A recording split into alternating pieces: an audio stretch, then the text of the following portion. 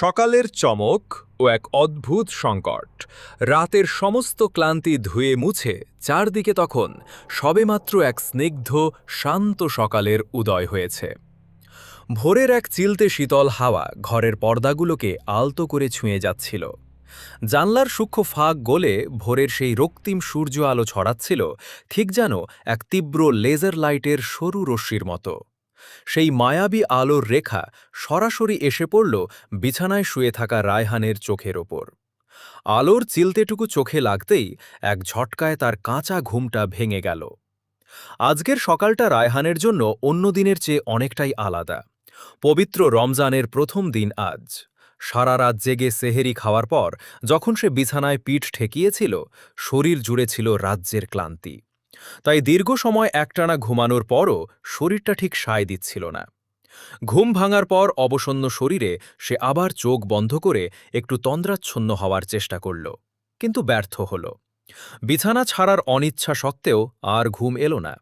ঠিক তখনই নিস্তব্ধতা ভেঙে ঘরের কলিং বেলটা টুং টাং শব্দে বেজে উঠল। রায়হান কিছুটা অলস আর ভারী পায়ে গিয়ে দরজাটা খুলতেই এক অদ্ভুত বিস্ময় তার জন্য অপেক্ষা করছিল। দরজার ওপাশে দাঁড়িয়ে আছে তার বন্ধু রুবেল। এই সাত সকালে আকস্মিকভাবে রুবেলকে নিজের দরজায় দাঁড়িয়ে থাকতে দেখে রায়হান এতটাই হতভম্ব ও বিস্মিত হয়ে গেল যে সে মুখে কোনো কথা না বলে কেবল ফ্যাল ফ্যাল করে তাকিয়ে রইল। রায়হানকে ওভাবে মূর্তির মতো দাঁড়িয়ে থাকতে দেখে রুবেল মুখে একটা আলতো হাসি ফুটিয়ে তাকে মৃদু একটা ধাক্কা দিয়ে সোজা ঘরের ভেতর প্রবেশ করল। তারপর বেশ চড়া গলায় বলল, কিরে, সকালবেলা এভাবে ভূত দেখার মতো ফ্যাল ফ্যাল করে তাকিয়ে আছিস কেন? রুবেলের ধাক্কা আর কথায় রায়হান একটু থতমত খেয়ে নিজেকে সামলে নিল। সে ঘরের দরজাটা আটকাতে আটকাতে জবাব দিল, আরে না, তুই এমন সকালবেলা হঠাৎ হুট করে আমার কাছে চলে আসবি তা তো আমি স্বপ্নেও ভাবিনি। আসলি, তাই দেখে একটু এরকম অবাক লাগলো আর কি। রুবেল ঘরের মাঝখানে এসে সোফায় বসল। তবে তার বসার ভঙ্গিতে কোনো স্বস্তি ছিল না। কেমন যেন ইতস্তত বোধ করছিল সে। হাত পা কাঁপছিল আর কপালে হালকা ঘামের বিন্দু। বেশ কিছুক্ষণ আমতা আমতা করার পর সে অত্যন্ত ব্যাকুল হয়ে রায়হানকে বলল, দোস্ত, তোকে আমাকে একটা মস্ত বড় উপকার করে দিতে হবে। আমি সত্যি খুব বড় বিপদে পড়েছি রে। বন্ধুর এমন ছটফটানি দেখে রায়হান অবাক হয়ে জিজ্ঞেস করল, কি এমন বিপদে পড়লি যে সাত সকালে সব কাজ ফেলে আমার কাছে ছুটে আসতে হলো? ঘটনা কি, খুলে বলতো। রুবেল এদিক ওদিক তাকিয়ে ঘরের পরিবেশটা একটু পরখ করে নিল, যেন দেয়ালেরও কান আছে। তারপর গলাটা একদম নিচু করে বলল, দোস্ত, আমার এক ফ্রেন্ড আসলাম খুব বড় একটা বিপদে পড়েছে।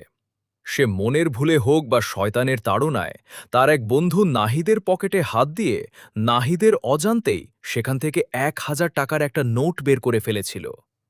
কিন্তু নাহিদ এখন ওই ১,০০০ টাকা কে নিয়েছে সেটা বের করার জন্য মরিয়া হয়ে উঠেছে। সে এক নামকরা কবিরাজের কাছে গিয়ে সেখান থেকে বিশেষ চাল পড়া আর রুটি পড়া নিয়ে এসেছে চোর ধরার জন্য। রুবেল একটু থামল, একটা দীর্ঘশ্বাস ফেলে অপরাধীর মতো মুখ করে বলল, এখন আসলাম যদি ওই কবিরাজের চাল পড়া খায়, সে তো নিশ্চিত ধরা পড়ে যাবে। সবার সামনে তার মান সম্মান ধুলোয় মিশে যাবে। আর নাহিদের সাথে তার এতদিনের যে গভীর বন্ধুত্ব, সেই সম্পর্কটাও চিরতরে নষ্ট হয়ে যাবে। এখন আসলাম ভয়ে নাহিদের সামনে গিয়ে মুখ ফুটে বলতেও পারছে না যে টাকাটা সেই নিয়েছে। তুই প্লিজ এই অবস্থাটা একটু সামাল দে দোস্ত। আসলামকে একটু উদ্ধার করো। যে কোনো উপায়ে ওকে এই